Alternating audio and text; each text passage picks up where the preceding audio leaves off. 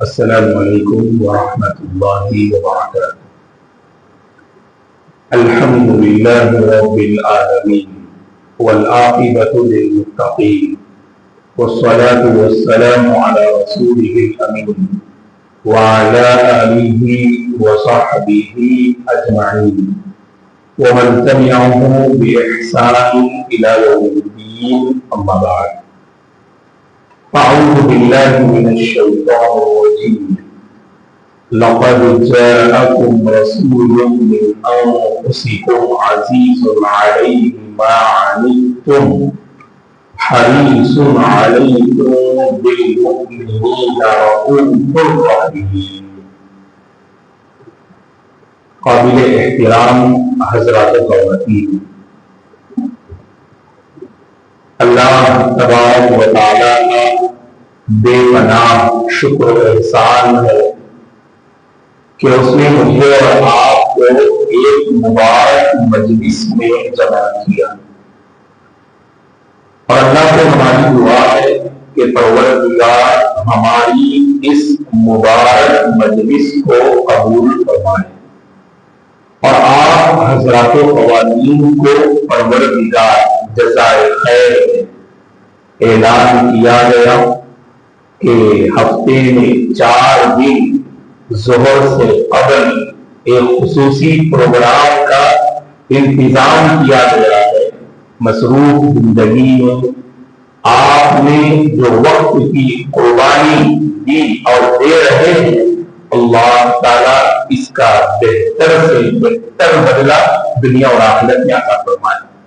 اللہ تعالیٰ آپ تمام کو ہر خیر سے مالا مال فرمائے اور ہر شر سے پروردگار آپ تمام کی حفاظت فرمائے، آمین یا رب۔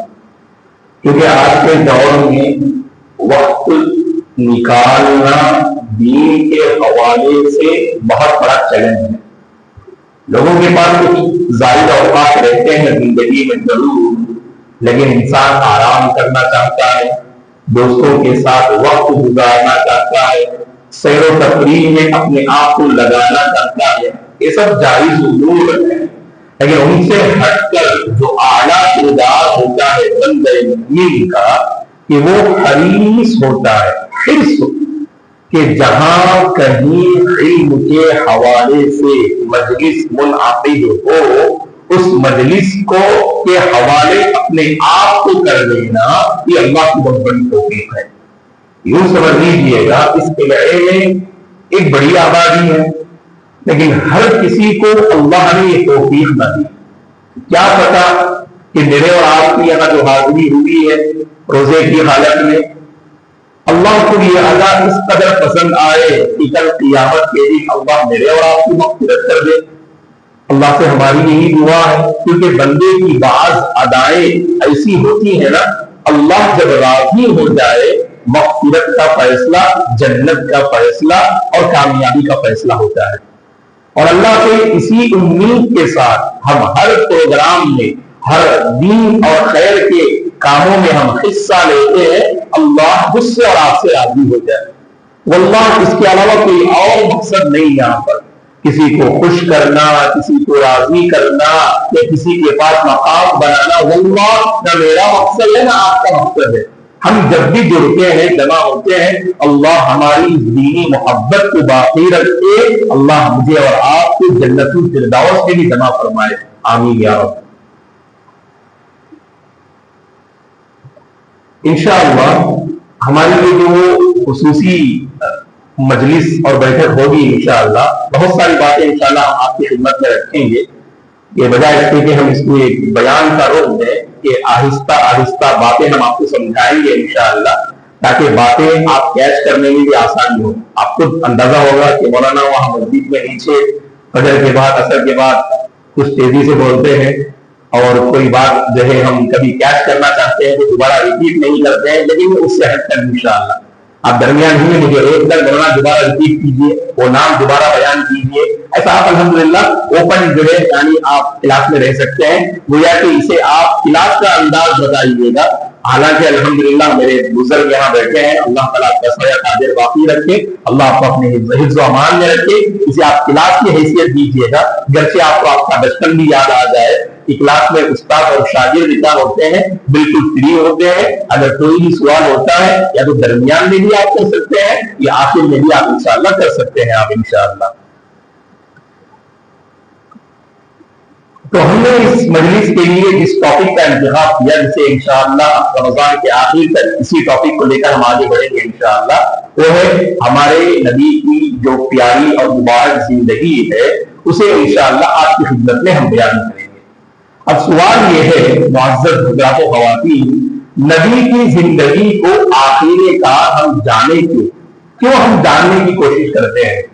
ایسی پاک باز زندگی میں صلی اللہ علیہ وسلم کی بحیثیت مسلمان ہر ایک آپ کی زندگی کو پڑھے، ویسے پڑھتے ہیں سنتے ہیں، کہیں نہ کہیں سیدھا معلومات ہے مکی زندگی کے حوالے سے، مدنی زندگی کے حوالے سے کچھ معلومات ہمارے پاس ہیں، لیکن مزید آپ اور معلومات حاصل کریں گے، گہرائی میں سے کچھ جو ہے جانکاری آپ حاصل کریں گے، فائدہ یہ ہوگا جیسے آج ہم نے فجر کے بعد جس موضوع کا انتخاب کیا درس میں کہ ہم سنتوں کے قربان ہو جائیں گے، اس نبی پہ ہم قربان ہو جائیں گے، واللہ آپ کے دور میں اگر کامیابی ہمیں مل سکتی ہے وہ نبی کی زندگی کو اپنانے ہی سے ہمیں کامیابی مل سکتی ہے۔ ویسے سبحان اللہ سیرت ایک ایسا چیپٹر ہے کہ اس سیرت میں ہمیں ہر مسئلے کا سولوشن ملتا ہے، ہر مسئلے کا حل ملتا ہے، اور انسان پریشان ہے، پریشانی کا علاج اس نے سیرت میں پایا، انسان بہت زیادہ مصیبت زدہ ہے، مصیبت کا علاج اس نے سیرت میں پایا، انسان اپنی دینی پرابلمز کو لے کر بہت پریشان ہے، دینی مسائل کا حل اس نے سیرت میں پایا، اپنی دنیاوی زندگی کو کامیاب کیسے بنائے اس سلسلے میں وہ پریشان ہے، سیرت میں اس نے اس کا جو ہے علاج پایا، اپنی گھریلو زندگی کو لے کر بیوی کے ساتھ، ماں کے ساتھ، بچوں کے ساتھ، رشتہ داروں کے ساتھ معاملہ کیسے کرے، گھر کو قابو میں کیسے رکھے، ایک مثالی گھرانہ کیسے بنائے، اس سلسلے میں پریشان ہے، سیرت کا مطالعہ کیا تو اس نے اس کا حل مل گیا۔ تو گویا کہ سبحان اللہ سیرت وہ چیپٹر ہے جس میں ہمیں ہر پرابلمز کا سلوشن ہمیں ملتا ہے، اسی لیے ہم نے سوچا کہ چلیے یہ بڑا پرکشش ٹاپک ہے، اسی ٹاپک کا ہم انتخاب کرتے ہیں۔ اور ویسے سیرت کو جاننے سے جہاں مسائل کا حل ہمیں ملتا ہے، وہیں پر سیرت کو جاننے سے واللہ دوستو ہماری سیرتیں بدلتی ہیں۔ آج ہماری سیرت اللہ رحم فرمائے کہیں نہ کہیں کچھ نہ کچھ مسئلہ ہے، مسلم امت کا اور قوم کا آپ جائزہ لیجیے گا کہ ہر حال میں ان کی سیرتیں پاکیزہ نہیں ہیں، لوگوں کے سامنے اچھی ہیں تو بند کمرے میں بگڑی ہوئی ہے، اگر عبادات میں بہت اچھی ہے سیرت تو معاملات میں بگڑی ہوئی ہے، تجارت و کاروبار میں سیرت بڑی اچھی ہے، امانت دار ہیں، سچے ہیں، وفادار ہیں، وفاشیار ہیں، تو عبادات میں ان کی سیرت بگڑی ہوئی ہے۔ تو گویا کہ سیرت کو پڑھنے کا یہ فائدہ ہوتا ہے ہماری سیرتیں سنورتی ہیں، ہماری سیرتیں نکھرتی ہیں اور ہماری سیرتوں میں بدلاؤ آتا ہے۔ اور سیرت کو پڑھنے کا ایک اور فائدہ یہ ہے سبحان اللہ کہ سیرت کو پڑھنے سے دین کے سلسلے میں کچھ کر گزرنے کا جذبہ ہمارے اندر پیدا ہوتا ہے۔ وہ واقعہ آپ کو یاد ہوگا، واقعہ بیان کرتے ہیں اہل علم طفیل بن عمر الدوسی کا، آپ مجھے کوئی بتا سکتے ہیں مشہور واقعہ ہے کہ انہوں نے اسلام کیوں قبول کیا؟ حضرت طفیل کیسے؟ نہیں، یہ وہ حضرت سمامہ ہے جو آپ بول رہے ہیں، سمامہ بھی کفار ہے جن کو ستون سے باندھ دیے تھے 3 دن، ہاں وہ مسلمانوں کے اخلاق کو دیکھ کر اسلام قبول کیا، وہ سمامہ ہے۔ میں پوچھا حضرت طفیل بن عمر الدوسی، نہیں تھوڑا سا جی مکے کو آئے تھے، ہاں جی، بارک اللہ فی احسن۔ تو طفیل بن عمر الدوسی دوس کے سردار تھے، اپنے قبیلے کے سردار ہیڈ تھے، کافر تھے، اپنی کسی تجارتی غرض سے آئے تھے مکہ، اور ابو جہل نے اور دیگر مشرکین نے کہا یہاں ایک انسان ہے جسے محمد کہتے ہیں، ان کے قریب نہیں جانا، وہ دین کو بدل دیتے ہیں، خاندان میں جدائی ڈال دیتے ہیں، وہ ہمارے ذہن کو بدل دیتے ہیں، وہ جادوگر ہیں، ایسی باتیں کرتے ہیں، اور وہ ایک ایسی کتاب پڑھتے ہیں اس کتاب کو نہیں سننا۔ یہ ساری باتیں مشرکین مکہ نے طفیل کو کہا۔ طفیل قوم کے سردار تھے، عقل مند انسان تھے۔ جب وہ کعبۃ اللہ کے پاس سے گزرے تو اللہ کے نبی وہاں بیٹھ کے قرآن پڑھ رہے تھے، تو طفیل نے سوچا کہ لوگوں نے، مکے والوں نے مجھے منع تو کیا ہے کہ محمد کے قریب جانے سے، آخر میں بھی تو ایک عقل مند انسان ہوں، میں سن کے دیکھتا ہوں کہ یہ کون سی کتاب پڑھ رہے ہیں، کیا باتیں اس میں بتائی جا رہی ہیں، اگر اچھی بات ہو تو اپنا لوں گا، اگر بری بات ہو تو اپنے دامن کو بچا لوں گا۔ یہ سمجھ کر قریب جاتے ہیں طفیل، اور اللہ کے نبی قرآن مجید کی آیتیں پڑھ رہے ہوتے ہیں۔ جب یہ آیتیں ان کے کانوں سے ٹکراتی ہیں تو دل کی دنیا بدل جاتی ہے۔ دوستو، ہمیں بدلنے کے لیے کبھی ایک مجلس کافی ہو جاتی ہے، یاد رکھو آپ۔ کبھی کوئی بات اللہ کی، رسول کی ہمارے دلوں میں گھر کر جاتی ہے نا، اٹھتے ہوئے اللہ ہماری مغفرت کر دیتے ہیں۔ کوئی برائی میں ملوث رہتے ہیں ہم، کسی مجلس میں اس برائی کو لے کر ایسی بات بتائی گئی، اللہ کی قسم بعد اللہ کے بندے اٹھتے ہیں تو سبحان اللہ ان کی مغفرت ہو جاتی ہے، اور اس جذبے سے اٹھتے ہیں آئندہ کبھی برائی کے قریب نہیں جائیں گے۔ اسی لیے ہم کہتے ہیں ہمیشہ دین کی ہر بات کان سے نہیں سننا، دل کے کانوں سے سننے کی کوشش کرنا۔ دین کی ہر بات کانوں سے نہیں سننا، کانوں سے گزار کر اپنے دل میں اسے گزاریے گا۔ اصل بدلاؤ دل سے ہوتا ہے، اصل تبدیلی دل میں ہوتی ہے، رکھنا۔ تو اسی لیے حضرت طفیل نے آیات کریمہ کو کانوں سے نہیں سنا، کانوں سے ٹکراتے ہوئے جب دل کو اپیل کی ان آیات کریمہ نے، تو حضرت طفیل کا دل وہاں بدل جاتا ہے، فوری طور پہ وہ اسلام قبول کرتے ہیں۔ اللہ اکبر۔ آیات کریمہ میں ایسی تاثیر اور کشش، حضرت طفیل اسلام قبول کرتے ہیں۔ اب یہاں پر پیغام یہ واقعہ تو معروف ہے، اب اس واقعے کے بعد جو ہوا یہ اصل آپ کو نوٹ کرنا چاہیے۔ ابھی جو ہم نے کہا سیرت کو پڑھنے سے ہمارے اندر اس دین کے سلسلے میں کچھ کر گزرنے کا جذبہ پیدا ہوتا ہے۔ چلو ہم اس دین کے لیے کچھ کرتے ہیں، کچھ نہ کچھ کرتے ہیں اپنی طاقت کے مطابق، اور ہر مسلمان کو حصہ لینا چاہیے۔ یہاں طفیل دیکھیے، طفیل بن عمرو الدوسی رضی اللہ عنہ اسلام قبول کرنے کے بعد اپنے قبیلے میں جاتے ہیں، جا کے خوب دعوت کا کام کرتے ہیں۔ جس کلیمے کو اپنایا لوگوں کو بھی اس کلیمے کی دعوت دیتے ہیں۔ یہ مسلمان کی پہچان ہوتی ہے حضرات و خواتین۔ اگر میری زندگی میں خیر ہے نا، میری کوشش ہونی چاہیے وہ خیر میرے آس پاس کے لوگ بھی اپنا لیں۔ ہم سیلفش نہیں ہیں تو آپ کیجئے گا، ہم خود غرض نہیں ہیں، میں نمازی ہوں، میں پرہیزگار ہوں، میں مثالی ہوں، میں متقی ہوں، اوروں سے مجھے کیا لینا دینا، ایسا نہیں ہے۔ جب میں مثالی ہوں اوروں کو بھی مثالی بنانا میری ذمہ داری ہے، جب میں نیک ہوں اوروں کو نیک بنانا میری ذمہ داری ہے۔ ایک مسلمان کبھی خود غرض نہیں ہو سکتا، یہ آپ نوٹ کیجئے گا۔ ایک مسلمان کبھی سیلفش نہیں ہو سکتا۔ سیلفش کون ہوتا ہے؟ جو اسلام سے محروم ہے وہ سیلفش ہے۔ مسلمان کبھی سیلفش نہیں ہو سکتا۔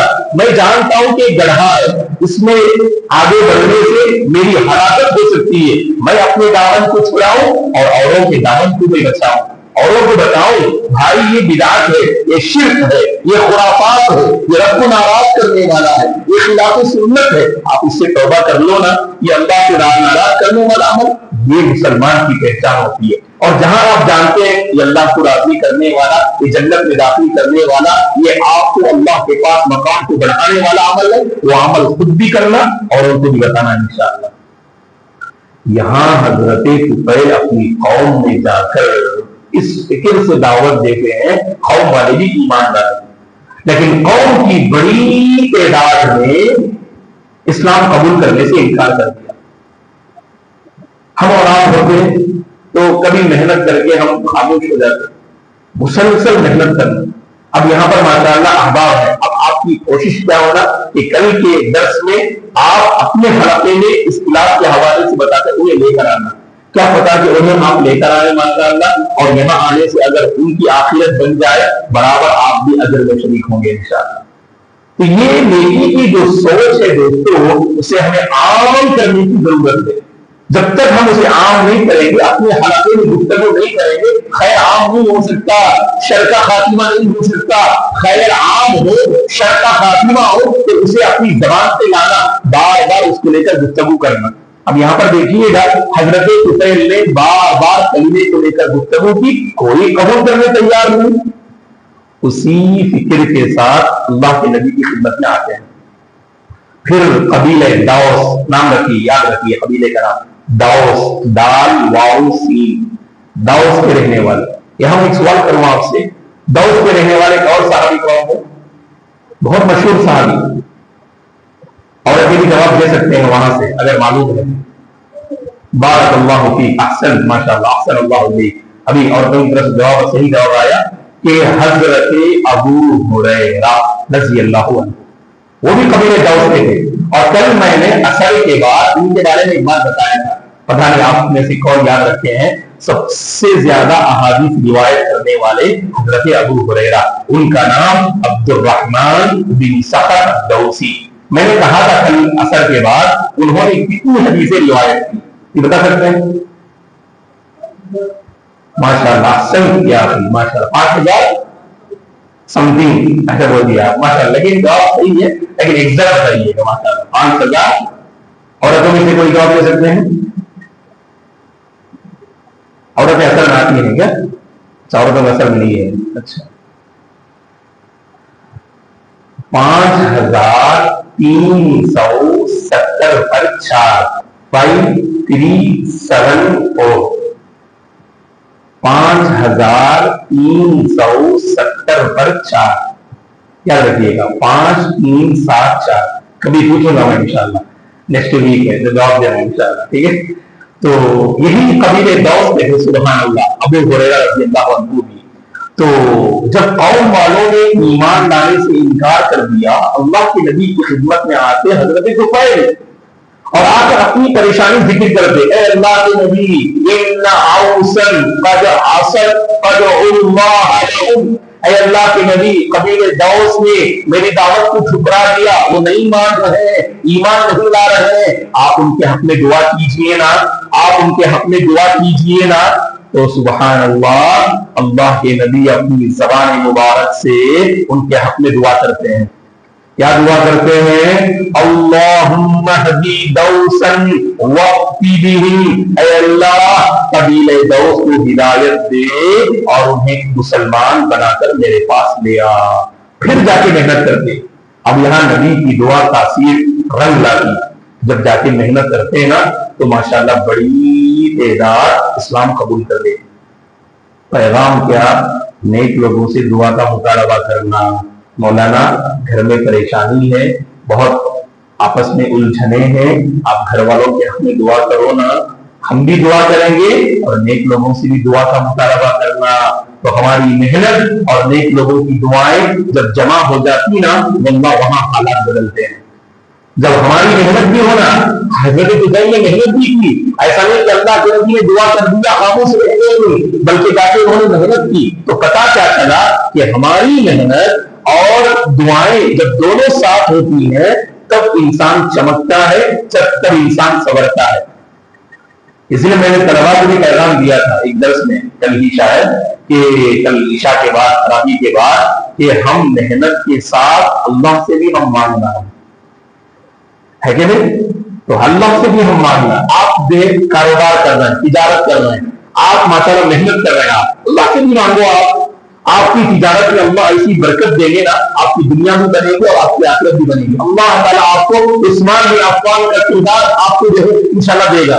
کیا سبحان اللہ، دین کے لیے محنت کی، مالدار صحابی تھے، اپنی مالداری کو اللہ کی راہ میں اتار دیا، ختیجہ کے کردار، عورتوں کی بہترین مثال، اللہ نے دولت سے نوازا تو اپنی دولت کا استعمال انہوں نے راہ خدا میں کیا۔ یہ دو نعمتیں وہاں جمع ہوتی، زندگی بھی سمجھ جاتی، آخرت بھی بن جاتی۔ تو دوستو، سیرت پڑھنے سے یہ جذبہ ہمارے اندر پیدا ہوتا ہے، چلو اس دین کے لیے ہم کچھ کرتے ہیں، کرنا چاہیے اللہ کے بندو۔ یہ موقع ہے نا مجھے اور آپ کو اللہ نے دیا ہے نا، یہ مت سمجھ لیجیے گا دین کا کام صرف علماء کا ہے، نہیں، اپنی جو ہے یعنی طاقت کے مطابق مجھے اور آپ کو کچھ نہ کچھ کرنا ہے۔ یہ تحیہ کیجئے گا اللہ نے جس دین سے جس سمجھ سے مجھے مالامال کیا ہے اس دین اور سمجھ کو میں اپنے گھر میں اور اپنے خاندان میں ضرور لے آؤں گا. یہ تحیہ ہم نے کر لیا نا ضرور حالات بدلیں گے. اسی لیے میں نے ایک بات یہاں پر کہی تھی ایک مسلمان کبھی خود غرض سیلفش نہیں ہو سکتا اور سیرت جیسے جیسے ہم پڑھیں گے انشاءاللہ ہمارے دل وہاں بدلیں گے ہمارے اندر غیر معمولی جذبہ پیدا ہوگا. صحابہ کرام کی اللہ کے نبی نے ایسی تربیت فرمائی انہوں نے اپنی آنکھوں سے اللہ کے نبی کو دیکھا اور آپ نے ان صحابہ کی ایسی تربیت فرمائی کہ یہ صحابہ اسلام پہ مرنے کے لیے تیار. کیا پتا کیا بات ہے دوستوں اسلام قبول کیا اور اسلام پہ مرنے کے لیے تیار. اور یہاں ہم 30 سال 40 سال 50 سال سے مسلمان ہیں اور جب کوئی خواہش کی قربانی کی بات آتی ایک خواہش قربان نہیں کر سکتے ہم اپنی دنیا چھوڑ نہیں سکتے ہم اپنے یعنی دل کی ایسی خواہشات جو ہماری آخرت کو بگاڑ رہی ہے ان خواہشات کو ہم چھوڑ نہیں سکتے اور پھر بھی ہم مسلمان ہونے کا دعویٰ کرتے اور یہاں صحابہ ایمان لائے اور چند لمحات میں ان کا دل ایسا بدلا کہ ہر قربانی دینے کے لیے وہ تیار. یہ سیرت کا کمال ہوتا ہے. ہمارے نبی کی زندگی میں اللہ نے ایسی تاثیر رکھی ہے نا خود بخود ایک جذبہ ہمارے اندر پیدا چلو ہم قربانی دیتے ہیں دین کے لیے. اسی لیے ہم کہتے ہیں کہ سال بھر سیرت کے موضوع پہ گفتگو ہونا چاہیے. ہمارے نوجوان کبھی بدلیں گے ورنہ نوجوانوں کا بڑا مسئلہ بڑی تعداد نوجوانوں کی سیرت سے محرومی یہ خیرات سے محرومی یاد رکھو. سیرت سے محرومی یہ خیرات اور بلائیوں سے محرومی ہے. اور جو بندہ سیرت کو جانتا ہے سنتا ہے پڑھتا ہے بار بار کانوں سے جب ٹکرائے یہ سیرت ہمارے نبی کی پاکیزہ زندگی سیرت کا مطلب زندگی جب ہمارے نبی کی پاکیزہ زندگی کانوں سے ٹکرائے تب یہ دل کا حال بدلتا ہے تب یہ دل کا حال بدلتا ہے تب اس دین کی خاطر کچھ کر گزرنے کا جذبہ پیدا ہوتا ہے تب اس دین کی خاطر کچھ قربانی دینے کا بلنا پیدا ہوتا ہے. تو بہرحال اسی لیے ہم نے اس ٹاپک کا انتخاب کیا کہ چلو ہم اپنے نبی کو جانتے ہیں اور اس بہانے سے انشاءاللہ ہم بہت ساری معلومات بھی حاصل کرتے جائیں گے. نبی کے سلسلے میں 4 باتیں پہلے ذہن میں رکھیے گا. کلمہ ہم پڑھتے ہیں لا الہ الا اللہ محمد رسول اللہ. اللہ کے سوا کوئی معبود برحق نہیں. معبود برحق صرف اللہ کی ذات ہے. اس کے بعد محمد صلی اللہ علیہ وسلم اللہ کے پیغمبر ہیں. تو لا الہ کہہ کر ہم شرک کی نفی کرتے ہیں اسلام کے خلاف ہونے والی ہر بات کی ہم نفی کرتے ہیں. اس کے بعد ہم اپنا کہیں گے اللہ کہہ کر توحید کو. ایک یہاں آپ کو میں ایک پوائنٹ ذکر کرتا ہوں سنیے. بھلائی کو اپنانے کے لیے پہلے برائی چھوڑنا. اسی لیے میں نے صبح کیا کہا اپنا کلاس میں فجر کی جو ہے یعنی گفتگو میں ہمارے نوجوان نبی کی سنت کو کیوں نہیں اپنا رہے کیونکہ یہ دل میں اسپیس نہیں ہے. دل میں اسپیس نہیں ہے تو ہے کیا دل میں دل میں فلمی اداکار فلمی ایکٹرس ہیں کرکٹ کے کھلاڑی ہیں دوسرے ہیں. نتیجے میں ہمارے نبی یہاں داخل نہیں ہو رہے نبی کی سنت یہاں داخل نہیں ہو رہی. اگر اسے نکال دیا نا تو آسانی سے یہ خیر وہاں داخل ہو جائے گا. یاد رکھو اصول کیا ہے خیر کو اپنانے بھلائی کو اپنانے کے لیے برائی کو ڈیلیٹ کرنا ہے.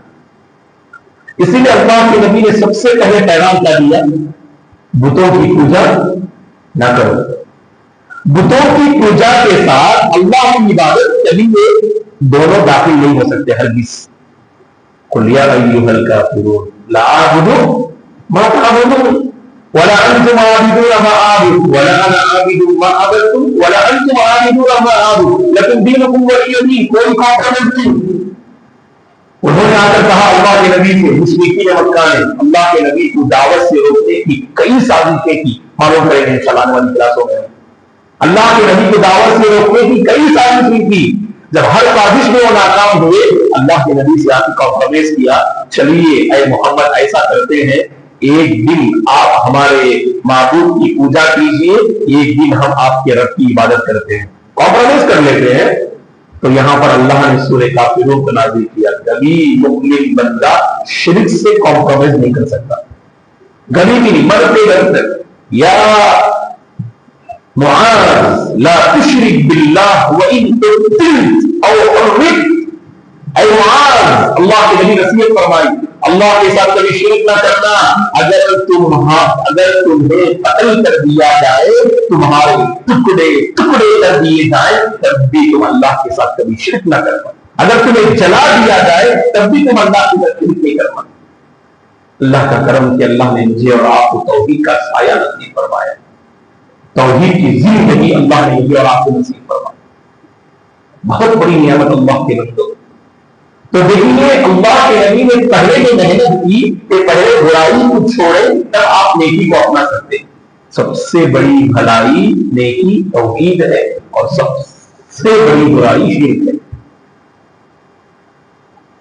تو پہلے ڈیلیٹ کرنا، شرک کو ڈیلیٹ کیا توحید وہاں پر، بدعت کو ڈیلیٹ کیا سنت وہاں پر، برائی کو ڈیلیٹ کیا وہاں پر گئے بھلائی، حرام کو ڈیلیٹ کیا وہاں پر حرام حلال. یہ فارمولا زندگی کا. اور کبھی لا یجتمع بین الحلال والحرام، دونوں کو جمع نہیں کر سکتے آپ. نہیں مولانا میں حلال حرام دو بھی لے کے چلوں گا، میں بدعت اور سنت دونوں کو لے کے چلوں گا. نہیں، بدعت اور سنت دونوں ساتھ چل نہیں سکتے. یا تو بدعت کا غلبہ ہوگا یا سنت کا غلبہ ہوگا. اور غلبہ کیسے ملتا ہے؟ آپ کے دل میں پایا جانے والا ایمان، وہ اصل ہے غلبہ دیتا ہے. ایمان مضبوط، سنت وہاں پر جو ہے باقی رہے گی. ایمان مضبوط، توحید وہاں زندہ رہے گی. ایمان مضبوط، وہاں حلال باقی رہے گا. ایمان میں کمزوری، آپ سنت سے دور ہو جائیں گے. ایمان میں کمزوری، آپ توحید سے ہٹ جائیں گے. ایمان میں کمزوری، آپ حلال راستے سے ہٹ جائیں گے. یہ فارمولا سمجھ میں آ رہا ہے آپ لوگوں کو؟ تو لا الہ الا اللہ آپ نے سنا ہے الگ الگ انداز سے، لیکن میں یہاں جو بتا رہا ہوں آپ کو، لا الہ الا اللہ کا پیغام کیا ہے؟ پہلے آپ برائی کو چھوڑو، تب نیکی کو اپنانا آسان ہے. برائی کے ساتھ نیک کرنے کی کوشش نہیں. پہلے برائی کو ڈیلیٹ کیجیے گا، نیکی خود بہت آئے گی انشاءاللہ، اور آنا ہے ضرور. اسی لیے ہم علماء کی ذمہ داری کیا ہے؟ صرف برائی سے بچانا نہیں ہے. مثلا میں نے کہہ دیا کہ بھائی سود اختیار مت کیجیے، انٹرسٹ مت لیجیے، ٹھیک ہے نہیں لیں گے تو کریں گے کیا؟ وہ بھی بتانا ہے نا. میں نے برائی سے اگر میں آپ کو آگاہ کیا کہ برائی مت کیجیے گا تو اس کی جگہ نیکی بتائیے. ہاں انٹرسٹ مت لیجیے. اللہ کے بندو، ہمارے پاس ایک بیت المال ہونا چاہیے جس میں بغیر انٹرسٹ کے ہم لوگوں کو قرض دیں، اپنی زکات کی رقم جمع کریں، اپنی صدقات جمع کریں، تاکہ لوگوں کے مالی پرابلم دور ہو جائے. سولوشن یہ ضروری ہے. آپ ایک کام سے روک رہے ہیں تو روک تو سکتے ہیں آپ، لیکن ذہن وہاں جب خالی ہوتا ہے اس میں ڈیلیٹ کر دیا، سود کو ڈیلیٹ کر دیا. لیکن جب تک کوئی بھلائی داخل نہیں کریں گے اس وقت تک کوئی گارنٹی نہیں کہ اس ذہن میں کوئی اور برائی نہیں آئے گی. اور ضروری ہے آپ بچوں کو روک رہے ہیں موبائل مت دیکھو، تو آپ سولوشن تو پیش کرو نا. مثلا اللہ معاف کرے ایک انسان جو ہے بیڑی پیتا ہے یا نہیں تو گٹکا کھاتا ہے، آپ اسے روک رہے، کھانے کی عادت ہے اسے کچھ نہ کچھ کھاتے رہنا. اگر آپ نے اسے گٹکا سے روکا اور کوئی اچھی چیز کی رہنمائی نہ کی تو نتیجے میں ایک برائی سے وہ باز آ جائے گا، لیکن آگے چل کر کوئی اور برائی اختیار کر لے گا. اسی لیے یہ پیغام کیا ہے؟ جب ہم برائی کو ختم کرتے ہیں وہاں نیکی کی بیج بونی چاہیے. جب ہم برائی کو ڈیلیٹ کرتے ہیں وہاں نیکی کی بیج بوئیں آپ. اس کا فائدہ کیا ہوگا؟ انشاءاللہ وہ نیکی کی بیج ایک پھلدار درخت کی شکل میں انشاءاللہ آئیں گے. بعد میں دیکھیں گے آپ، ارے ماشاءاللہ یہ معاشرے کا سب سے بیسٹ انسان ہے کیا؟ ہاں مولانا 5 سال پہلے جو بات ہوئی تھی نا آپ کی اور ہماری، اور اس موقع پر آپ نے جو نصیحت کی نا، آج اسی نصیحت کا اثر ہے کہ آج مجھے آپ اتنا بہترین انسان آپ دیکھ رہے ہیں. اللہ بیج بولے ہم، اللہ تعالیٰ اسے پروان چڑھائیں گے انشاءاللہ. اور جتنا وہ درخت پھلدار ہوگا نا وہ پورا کریٹ ہو جائے گا انشاءاللہ. یہ کام ہمیں کرنا ہے. کبھی کبھار ہمارے تعلقات ہوتے ہیں، مثلاً آپ کی عمر 40 سال ہے، 30 سال ایک نوجوان سے آپ کی دوستی، کندھے پہ ہاتھ رکھ کر آپ نے سمجھایا بھائی چھوڑ دو نا یہ فلم دیکھنا، اللہ کو ناراض کرنے والا عمل ہے نا. اس کے مقابلے میں آپ فلاں عالم کا بیان سنو، ضرور ہمارا دل بدلے. کیا پتا نہیں آپ کی زبان میں اللہ نے ایک ایسی تاثیر رکھی، نوجوان کو بات پسند آ گئی، وہی اس نے توبہ کیا، اے اللہ میں فلم دیکھنا چھوڑتا ہوں اور عالم کا بیان سنتا ہوں. اور سنتے سنتے سبحان اللہ وہ بندہ داعی بن گیا، وہ بندہ معاشرے کا صاحب خیر بن گیا. ہوتا ہے صرف آپ کی ایک منٹ کی گفتگو. دیکھیے دوستو، آپ نے ایک برائی سے روکا اور بھلائی کی آپ نے حکومت کر دی. فلم مت دیکھو، پھر عالم کا بیان سنو، مسئلہ ختم. اور آپ کی زبان میں تاثیر ایسی ضروری نہیں کہ ہر جو علماء ہیں اس طریقے کو انجام دے، وہ تو دیں گے، اللہ تعالیٰ انہیں جو ہے ہدایت دے اور علماء کی خدمت اللہ قبول فرمائے. آپ کا بھی رول ہو اپنی حالت میں، اپنی مثال، اپنی طاقت کے مطابق کوشش کیجیے گا. اور لا الہ الا اللہ کا پیغام یہی ہے. لا الہ الا اللہ کا پیغام کیا؟ برائی کو ڈیلیٹ کیجیے، وہاں نیکی کو لے آئیے، ختم. اس کے بعد آئیے محمد رسول اللہ صلی اللہ علیہ وسلم. میں نے کہا کتنی باتیں ہیں محمد رسول اللہ میں؟ 4 باتیں ہیں. پہلی بات کیا مطلب؟ ابھی تک ہم کلمہ ماشاءاللہ پڑھ لیے، تو اس کلمے میں جو دوسرا جو پارٹ ہے محمد رسول اللہ، اس میں 4 باتیں ہونی چاہیے. جب تک یہ 4 باتیں میرے اور آپ کی زندگی میں نہ آئے، ہمارا دین مکمل نہیں. دین مکمل کرنے کے لیے 4 باتیں ہمیشہ ذہن میں رکھیں. پہلی بات، میں عربی بولتا ہوں پھر اس کے بعد اردو میں دیو کی وضاحت کرتا ہوں. پہلی بات تصدیقہ فیما اخبر. نبی پر ایمان لانے کا مطلب پہلی بات تصدیقہ فیما اخبر، اللہ کے نبی نے جن باتوں کی خبر دی اسے سچ ماننا ہے کہ نہیں. آج بات اللہ کے بندے دیکھو، پتا نہیں آندھرا میں ایک چیز ہے نہیں، تمل ناڈو میں ایک چیز ہے، اللہ ہدایت دے. ہمارے بعد اللہ کے بندے، اللہ ہدایت دے، دین کی کوئی بات آتی ہے تو اپنی عقل کے ترازو میں تولتے. ہماری عقل اگر اسے قبول کرے تو اپنا لیتے، ہماری عقل اسے قبول نہ کرے تو ریجیکٹ کر دیتے. ایک مثال میں آپ کو دیتا ہوں. تمل ناڈو کی ایک جماعت ہے، اللہ ہدایت دے، اس جماعت کو بغیر مان لیے ہم ایسی باتیں ذکر کر سکتے ہیں کہ جو جادو کو نہیں مانتی، اپنی عقل کے ترازو میں تولتے کہ جادو اس کی کوئی حقیقت نہیں ہے. کیوں؟ کیونکہ ہماری عقل کہتی ہے اللہ ہر چیز پہ قادر ہے، تو جادو کے ذریعے ایک بندہ دوسروں کو کیسے نقصان پہنچا سکتا ہے؟ جب ان سے کہا جائے ارے اللہ نے قرآن میں ذکر کیا ہے نا، اگر جادو کی حقیقت نہ ہوتی تو اللہ تعالیٰ نبی سلیمان کے زمانے میں، نبی موسیٰ کے زمانے میں جو جادوگر تھے تو ان کا ذکر کیوں کرتا ہے؟ کہ اللہ کے نبی کا بھی جادو ہوا ہے، کس نے کرے اللہ کے نبی نے؟ احسن بولیے نا، صحیح جواب دیا ماشاءاللہ کسی خاتون نے. سہولت آواز سے بتائیے گا. احسن، نبی بن الاعصم نے اللہ کے نبی کے جادو کیا. یہودی انسان تھا، یہودی شخص تھا، لبید نے اللہ کے نبی کے جادو کیا. صحیح بخاری مسلم کی حدیث. تو اللہ کے نبی پر جادو کا اثر بھی ہوا، دینی معاملات میں نہیں دنیاوی معاملات میں اثر ہوا. یعنی اللہ کے نبی صلی اللہ علیہ وسلم جو ہے کسی زوجہ محترمہ کے پاس، بیوی کے پاس جاتے اور اس کے بعد ایسا لگتا کہ آپ وہاں پر گئے یا نہیں گئے، اور کبھی کچھ کھا لیتے آپ کو اس کے بعد ایسا فیل اور محسوس ہوتا ہے کہ آپ نے کھایا نہیں کھایا. تو کچھ دنیاوی معاملات پہ اثر پڑا لیکن دینی معاملات پہ اثر نہیں پڑا. یہ میرے اور آپ کا ایمان ہے. اور بعد میں اللہ تعالیٰ سورہ فلق اور سورہ ناس نازل کرتے اور اللہ کے نبی صلی اللہ علیہ وسلم جو ہے ایک ایک آیت پڑھتے جاتے، جس کنویں میں آپ کے بال اور تنگی نے جو جادو کیا تھا اس کو نکالا گیا 3 صحابہ کے ذریعے. اس کنویں کا پانی خالی کیا گیا اور اس تنگی اور بال کو نکال کر اس میں 11 گھان تھے. ایک ایک گھان جو ہے ایک ایک آیت پڑھتے جاتے اللہ کے نبی، اور وہ جو گھان کھولتے جاتے، جادو کا اثر ختم ہوا. اب جب ان سے کہا گیا ان لوگوں سے جادو کا انکار کرتے ہیں نا، دیکھو صحیح بخاری مسلم کی حدیث ہے، جادو ہوا اللہ کے نبی میں، کہتے کہ وہ حدیث ضعیف ہے. کون سی حدیث بھائی؟ صحیح بخاری کی حدیث ضعیف ہے. دیکھو انسان جب اپنی عقل کو جو ہے سامنے رکھتا ہے نا، ایسی بہتی بہتی باتیں کرتا ہے. ہم اور آپ جانتے ہیں اس روئے زمین میں قرآن مجید کے بعد سب سے صحیح کتاب کون سی ہے؟ قرآن مجید کے بعد سب سے صحیح کتاب کون سی ہے؟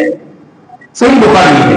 اصح الکتب بعد کتاب اللہ الصحیح للامام البخاری. اس روئے زمین میں اللہ کی کتاب کے بعد اگر کوئی سب سے صحیح اور سچی کتاب اگر پائی جاتی ہے تو صحیح بخاری ہے. امام بخاری کا نام کیا ہے؟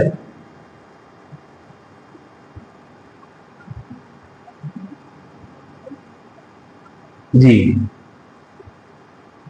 امام بخاری کا. معاف کرنا میں سوال پوچھ سکتا ہوں ایسے انفارمیشن کے لیے ایسے. ہاں آپ ذریعے کیا اچھے درجہ میں سوال کرتے جا رہے ہیں، ایسا نہ سمجھیے آپ ایسی بس کچھ نالج بھی خریدے جاؤں گا ان شاء اللہ آپ لوگوں کو. آپ ذریعے بتا دو. ہاں اور بھی ویسے کوئی امام بخاری کا نام؟ ماشاء اللہ تبارک اللہ. محمد بن اسماعیل البخاری، ٹائر سینچوری کے زبردست تعلیم 256 آپ کی جو ہے تاریخ وفات 256. آپ جو ہے ہجری میں وفات پاتے. ہم کون سی ہجری میں؟ 144 کون سی ہجری ہے یہ؟ 45 سوچیے 45 کیا کنفرم نہیں 2025 میں نہ ہے ہم 2025. تو عربی کے حساب سے ہجری کیلنڈر ہے نا 1445. 1446 نہیں ہے کیا؟ سبحان اللہ. ہجری کیلنڈر ہے کیا پر 1446 ہونا چاہیے انشاءاللہ. یہ 1446 گویا کہ یوں سمجھ لیجیے گا حضرت عمر بن خطاب رضی اللہ عنہ کے زمانے میں یہ ہجری کیلنڈر کا آغاز ہوا. انہوں نے اللہ کے نبی نے ہجرت کی نا مکہ سے مدینہ، اس کو بنیاد بنا کر انہوں نے جو ہے ہماری تاریخ لکھی. اسی لیے ہم کہتے ہیں جنگ بدر 2 ہجری میں ہوگی، جنگ احد 3 ہجری میں ہوگی، جنگ خندق 5 ہجری میں ہوگی، اور صلح حدیبیہ 6 اور 7 ہجری میں ہوئی، فتح مکہ 8 ہجری میں، 9 ہجری میں غزوہ تبوک اللہ کے نبی کے فرض حج فرض ہوا 9 ہجری میں، اللہ کے نبی نے 10ویں ہجری میں حج کیا، 11ویں ہجری میں اللہ کے نبی وفات پا گئے، 13ویں ہجری میں ابو بکر وفات پا گئے، 20 پر 3ویں ہجری میں عمر بن خطاب وفات پا گئے، 30 پر 5ویں ہجری میں عثمان بن عفان وفات پا گئے، 40ویں ہجری میں حضرت علی وفات پا گئے، 40 پر 1ویں ہجری میں معاویہ بن ابی سفیان نے سلطنت کو قائم کیا، 120 پر 2 ہجری میں سلطنت اموی ختم ہو گئی. اس کے بعد عباسی دور کی شروعات ہوئی، پھر 650 پر 6 ہجری میں عباسی دور کا ختم اختتام ہو گیا. یہ جو بات ہم ذکر کرتے یہ ہجری کیلنڈر کے حساب سے. تو اس طرح 1446 میں ہم ہیں، 256 میں انتقال ہوئے امام بخاری رحمہ اللہ. تو امام بخاری کی جو کتاب ہے صحیح بخاری، اس پر 1400 سال کی امت کا اتفاق ہے، اس میں ایک حدیث بھی ضعیف نہیں. لیکن یہ جماعت کہتی ہے اس کتاب میں 17 حدیثیں ضعیف ہیں. کیوں؟ وہ 17 حدیثیں ہماری عقل کو نہیں دے رہی. تو دوستو پیغام یہ ہے ہمارے نبی پر ایمان لانے کا مطلب یہ ہے تصدیق فیما اخبر. صحیح بات ہے، اگر کوئی صحیح حدیث آپ کے سامنے آتی ہے اسے سچ مانیے. آپ کی عقل اگر قبول نہیں کر رہی ہے حدیث کو برابر مت کیجیے، اپنی عقل کو برابر کیجیے. ہم کیا کرتے؟ ہماری عقل اگر قبول نہ کرے اس حدیث کا ہم انکار کر دے، اس حدیث کی ہم تعویل کر دے، اس حدیث کا مطلب اپنے طور پر بیان کر دے اپنی عقل کے مطابق اور اپنی قائد کے مطابق. بات نہیں، ہماری عقل اگر قبول کرے یا نہ کرے ہم اسے مان لینا ہو سکتے. ایک اور مثال میں آپ کو دیتا ہوں، حوض رسول کا پانی کہاں ملے گا؟ انشاءاللہ ہمیں حشر کے میدان میں ملے گا انشاءاللہ. اللہ سے ہماری دعا ہے اللہ ہمیں حوض رسول کا پانی نصیب فرمائے، آمین. حوض رسول کے بارے میں ایک بات ہے کہ وہ شہد سے زیادہ میٹھا ہوگا. دودھ سے زیادہ سفید ہوگا. اور اللہ کے نبی صلی اللہ علیہ وسلم جو ہے ایک پیالے میں اپنی امت کو پلائیں گے اور وہ پینے کے بعد کبھی بھی امت کو پیاس نہیں لگے گی. اللہ تعالیٰ خوش نصیب بندوں اور بندیوں میں مجھے اور آپ کو شامل کروائے. اللہ کے نبی کے دست مبارک سے پینے کی سعادت اللہ نصیب فرمائے. آمین. تو یہ احباب کہتے ہیں میں آپ کو ایک گلاس شہد دیتا ہوں, پی سکتے ہیں آپ؟ نہیں پی سکتے. شہد کا استعمال کیسے ہوتا ہے؟ ایک چمچ لیتے ہیں آپ, ہے اس کا استعمال کرتے ہیں. کوئی ڈاکٹر کہتے ہیں, حکیم کہتے ہیں جا بھائی آپ کو پریشان ہے, آپ بڑے ہوٹل میں جو ہے آدھا لیٹر شہد پیجیے گا. کسی حکیم نے آج تک کہا نہیں, کیونکہ شہد پیا نہیں جاتا اتنا, معمولی مقدار میں استعمال کرتے ہیں اسے, اکثر دوسری چیزوں پر ملا کے استعمال کرتے ہیں. یہ دنیا میں جب ہمارے نبی نے کہا, صحیح بخاری مسلم کی حدیث ہے کہ وہ حوض رسول کا پانی شہد سے زیادہ میٹھا ہوگا, یہ لوگ اپنی عقل کو لڑاتے ہیں. تو امت کیسے پیے گی وہ پانی شہد سے زیادہ میٹھا ہو؟ تو مطلب یہ کہ حوض رسول نہیں ہے. نعوذ باللہ من ذالک. یہ غلط ہے دوستوں کہ عقل کی بنیاد پہ آپ احادیث کو مت پرکھیے. اگر کوئی صحیح حدیث آتی ہے, آپ کی عقل قبول کرے نہ کرے, آپ اس پہ ایمان لائیے. سورہ بقرہ پڑھیے, الف لام میم ذالک الکتاب لا ریب فیہ ھدی للمتقین الذین یؤمنون بالغیب. اہل ایمان کی بنیادی صفت کیا ہے؟ وہ غیب پہ ایمان لاتے ہیں. غیبیات سے ہمارا ایمان, بہت سی ایسی باتیں ہماری عقل سے قبول بھی نہ کرے ہم اسے مانتے ہیں. راتوں رات اللہ کے نبی مکہ سے بیت المقدس گئے اور بیت المقدس سے ساتوں آسمان کے سیر کر کے آئے, مانتے نہیں مانتے ہیں؟ پھر کیسے؟ لیکن اس صحیح خبر پہ ہمارا ایمان ہے. سفر اسرا اور معراج کو ہم مانتے ہیں تو کہ اللہ کے نبی کو ہم نے دل سے جانا ہے, دل سے ہم نے آپ کو قبول کیا ہے. تو پہلی بات اللہ کے نبی پر ایمان لانے کا مطلب آپ کی جانب سے کوئی صحیح خبر ہم تک پہنچے اسے سچ ماننا, اسے قبول کرنا. دوسری بات یہ طاعته فيما اخبر فيما امر, طاعته فيما امر. اللہ کے نبی نے جن باتوں کا حکم دیا ان باتوں میں آپ کی پیروی کرنا. بغیر پیروی کیے آپ پر ایمان مکمل نہیں.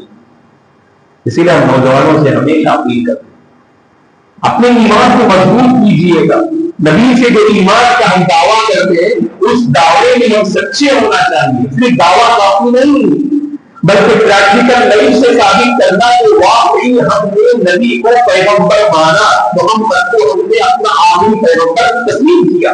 ہماری ادائیں بتائے, ہمارے معمولات بتائے, ہماری تنہائی بتائے, ہماری تجارت بتائے, ہمارے کاروبار بتائے, ہماری گفتگو بتائے, ہم نے نبی کو اپنایا اور آپ کو ہم نے بطور پیغمبر تسلیم کیا. کیسے؟ آپ کی اطاعت, اور بغیر آپ کی اطاعت کے ہمارا ایمان مکمل نہیں. آپ کو سیرت کا ایک ایک حرف یاد ہے, سیرت کی ایک ایک بات یاد ہے, لیکن اگر آپ کی زندگی میں اگر اطاعت نہیں بنی تھی سمجھ لینا کہ علم آپ کے بغیر ہے.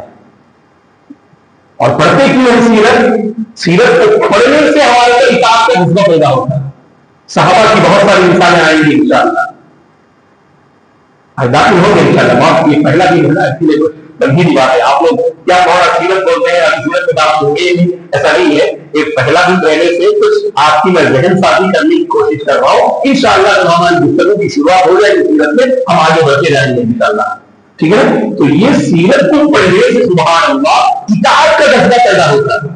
صحابہ کی سب سے بڑی خوبی یہی تھی کہ غیر معمولی اطاعت, کہ اللہ کے نبی پر سبحان اللہ ایک بات آئے تو انہوں نے یہ نہیں پوچھا اللہ کے نبی سے اے اللہ کے نبی ایسا کیوں. یہ ایک مومن ہوتا ہے. آج ہمارے نوجوان 10 یہ حجت پیش کرتے ہیں, کیا مولانا ضروری تھا وہ اپنانا ہی کیا مطلب کبھی کبھار چھوڑ سکتے ہیں کیا, آفر تلاش کرتے ہیں اطاعت میں. لیکن صحابہ نے کبھی آفر تلاش نہیں کیا دین کے معاملے میں. تو اسی لیے دوسرا معاملہ کیا ہے, طاعته فیما امر، اللہ کے نبی نے جن باتوں کا حکم دیا اس کی پیروی کرنا. اور تیسری بات وَاجْتِنَابُ مَا نَهَى عَنْهُ وَزَجَرَ، اللہ کے نبی نے جن کاموں سے منع کیا اس سے اپنے دامن کو بچا لینا.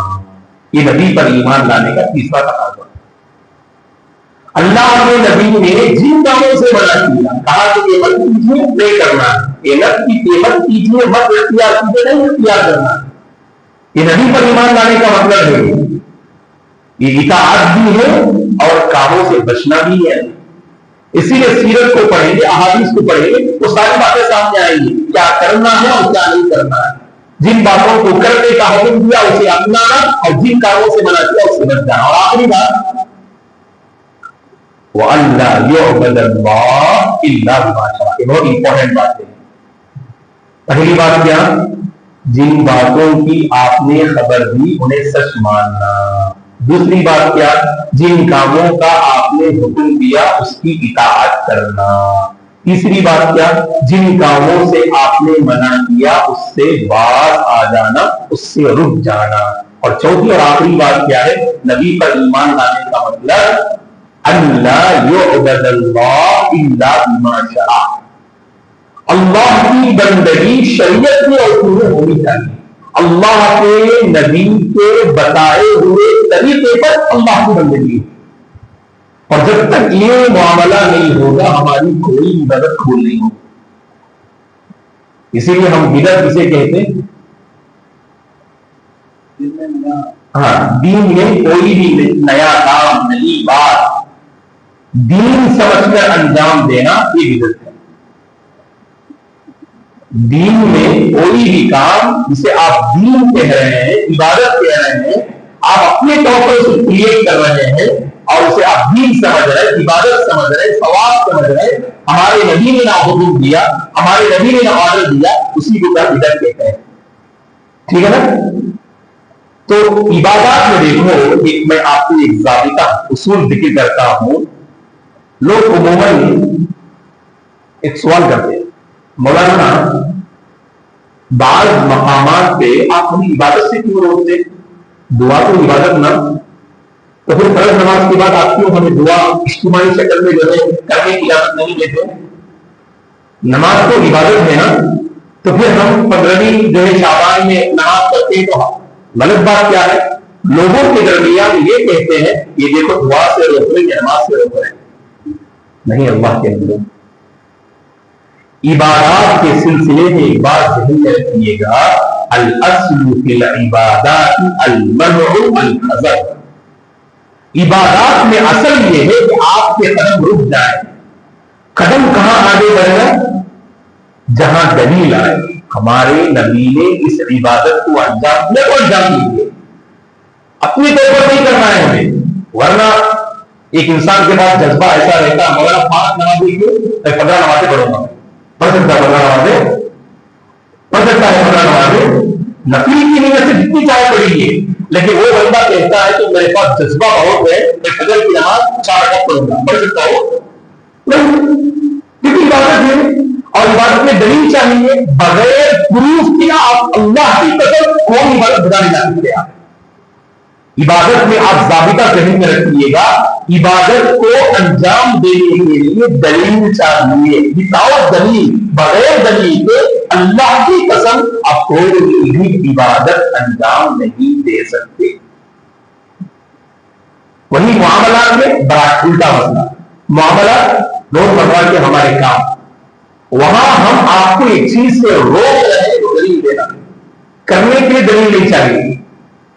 آپ اٹھ کے جاتے ہیں، اپنا کوئی کام کرتے ہیں گھر میں، دلیل چاہیے کیا؟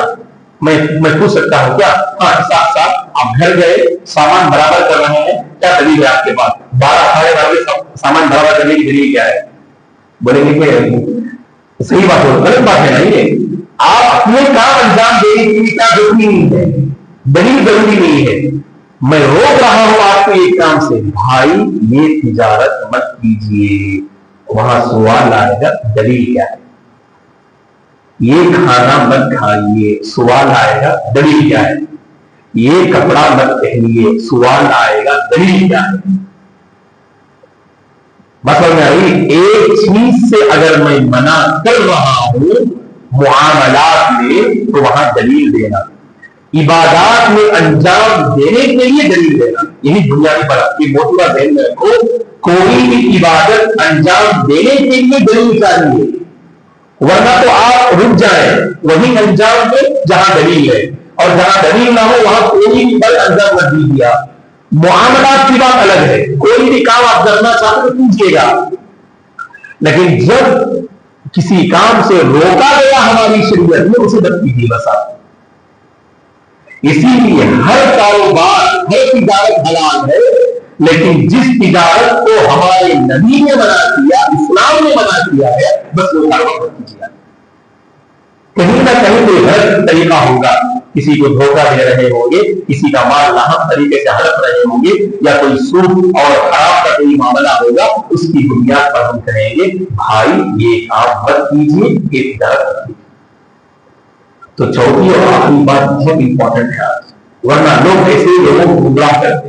دیکھو فلاں ہمیں عبادت سے روک، عبادت سے نہیں روک رہے ہم آپ کو سمجھا رہے کہ عبادت آپ نبی کے طریقے سے انجام دیجیے گا. نماز کیسے پڑھے؟ جیسے ہمارے نبی نے پڑھا. زکات کیسے دیں؟ جیسے ہمارے نبی نے بتایا. روزہ کیسے رکھیں؟ جیسے ہمارے نبی نے طریقہ واضح کیا. کوئی بھی عبادت اللہ کے نبی نے عبادات کے چیپٹر میں پوری وضاحت کر دی. آپ نے امت کے حوالے نہیں کیا کہ ہم اور آپ بیٹھ کے اختلاف کریں کہ بھائی روزہ کب رکھنا چاہیے. ایک جماعت نے کہا فجر صادق سے، اور ایک جماعت نے کہا کہ ناشتے کے وقت سے، اور ایک جماعت نے کہا روزہ ظہر کے وقت سے رکھنا چاہیے. ایسا ہوا نا؟ ایسا نہیں ہے، ایسا نہیں ہے، ایسا اختلاف نہیں ہے. پوری امت کا اتفاق ہے کہ عبادات کے چیپٹر میں اللہ کے نبی نے پوری وضاحت کر دی کہ کام کیسے کرنا چاہیے، یہ عبادت آپ کیسے کریں گے. تو اب ہماری ذمہ داری کیا؟ وہ جانیں، وہ پہچانیں، وہ معلوم کریں، اور اس کے مطابق ہم بھی اپنی ایمان کو ڈالیں. چار باتیں ذہن میں رکھیں. پہلی بات کیا؟ جن باتوں کی اللہ کے نبی نے خبر دی اسے سچ ماننا. دوسری بات کیا؟ نبی پر ایمان لانے کا مطلب کہ جن کاموں کا آپ نے حکم دیا اس کی اطاعت کرنا. تیسری بات جن کاموں سے آپ نے منع کیا اس سے باز آ جانا. اور نمبر 4 کہ آپ کی بتائی ہوئی شریعت کے مطابق، طریقے کے مطابق عبادت کو انجام دینا. تصدیقه فيما اخبر وطاعته فيما امر واجتناب ما نهى عنه وزجر وان لا يعبد الله الا بما شاء. یہ 4 باتیں ہیں. اپنے الفاظ میں کیا ذہن میں رکھ لیجیے گا. یہی الفاظ ضروری ہے کہ سچ ماننا آپ کی باتوں کو، اطاعت کرنا، اور جن کاموں سے منع کیا اس سے باز آ جانا، اور آپ کے بتائے ہوئے طریقے کے مطابق یعنی عبادت کو بجا لانا. انشاءاللہ کل ہم اللہ کے نبی صلی اللہ علیہ وسلم اس دنیا میں جب تشریف لائے تو آپ سے پہلے دنیا کی حالت کیا تھی، ہمارے نبی کا بچپن کیسے گزرا، اور آپ جوانی میں کیسے داخل ہوئے، اس حوالے سے انشاءاللہ کچھ تفصیلات ہم آپ کی خدمت میں رکھیں گے. آپ حضرات و خواتین سے ہم ادب گزارش کرتے ہیں کہ خیر کی نظریے سے ہم بھی جڑیں گے انشاءاللہ، اوروں کو بھی ہم دینے کی کوشش کریں گے تاکہ اس خیر سے سب مالا مال ہو جائے. پروردگار سے ہم دعا کرتے ہیں کہ جو باتیں اب تک ہم نے سنی ہیں ان میں سے جو بھلی باتیں ہیں اللہ تعالیٰ ان بھلی باتوں کو اپنانے کی توفیق عطا فرمائے. اللہ تعالیٰ مجھے اور آپ کو خیر سے مالا مال کر دے. واللہ یہ جو قربانی ہے دوستوں آپ حضرات و خواتین کی بہت عظیم قربانی ہے. روزے کی حالت میں ایک طرف آپ روزے سے ہیں اور گھر کی کچھ معمولات بھی ہیں اور آپ کی کچھ تقاضے بھی ہیں، اس کے باوجود آپ نے ہماری دعوت کو قبول کیا اور آپ اللہ کے گھر میں تھوڑی دیر آپ بیٹھے. آپ اللہ تعالیٰ اس کا بہتر سے بہتر بدلہ آپ تمام کو عطا فرمائے. اللہ تمام کی زندگی میں چین و سکون نازل فرمائے. اللہ تعالیٰ آپ کے گھروں میں برکتوں کے دروازے کھول دے. اللہ تعالیٰ آپ کی اور اہل خانہ کی گھر والوں کی حفاظت فرمائے، اللہ تعالیٰ آپ کی طبیعت کو اپنے حفظ و امان میں رکھے، اللہ تعالیٰ ہر بیماری سے آپ کو محفوظ رکھے، اور جو طبیعت اور صحت کو لے کر پریشان ہے اللہ ان کے حق میں صحت کے اور عافیت کے فیصلے فرمائے، اللہ تعالیٰ مجھے اور آپ کو نبی سے سچی محبت کرنے کی توفیق عطا فرمائے، اللہ مجھے اور آپ کو پہلے برائی کو چھوڑنے کی توفیق عطا فرمائے اور نیکیوں کو اپنانے کی اللہ توفیق عطا فرمائے، نبی پر ایمان لانے کی جو 4 تقاضے ہیں اللہ تعالیٰ ان 4 تقاضوں کو مکمل کرنے کی اور 4 تقاضوں پر زندگی گزارنے کی اللہ توفیق عطا فرمائے، نبی کی سنت پر مجھے اور آپ کو باقی رکھے، نبی کی پاکیزہ سیرت کو جاننے پہچاننے اور آپ کی پاکیزہ سیرت کو اپنی سیرت میں ڈھالنے کی اللہ مجھے اور آپ کو توفیق عطا فرمائے، آمین۔ اقول قولی ھذا واستغفر اللہ لی ولکم ولسائر المسلمین من کل ذنب فاستغفروہ انہ هو الغفور الرحیم۔ سبحانک اللہم وبحمدک اشہد ان لا الہ الا انت استغفرک واتوب الیک۔ تو سوال چاہے تو انشاءاللہ کل بھی کر سکتے ہیں، کبھی کچھ ڈاؤٹ ہو سکتا ہے، کامن سوال بھی انشاءاللہ کر سکتے ہیں ہماری اس مجلس میں انشاءاللہ۔ کوئی سوال ہے تو آپ لوگ ذہن میں رکھ کر لائیے گا، کیا پتا کہ آپ کے سوال کرنے سے دوسروں کو بھی کچھ فائدہ ہو جائے، تو ہمارے سیکشن میں انشاءاللہ یا تو آخر میں 10 منٹ انشاءاللہ سوال کر رکھتے ہیں، تو تھوڑا بیفور ہم ختم کر دیں گے 12:20 کو انشاءاللہ، تاکہ 10 منٹ آپ کے کچھ اشکالات ڈاؤٹس وغیرہ بھی کلیئر کرنے کے لیے انشاءاللہ۔ تو خواتین بھی پوچھ سکتے ہیں اور حضرات بھی انشاءاللہ آپ لوگ پوچھ سکتے ہیں۔ بارک اللہ فیکم، شکراً، السلام علیکم ورحمۃ اللہ وبرکاتہ۔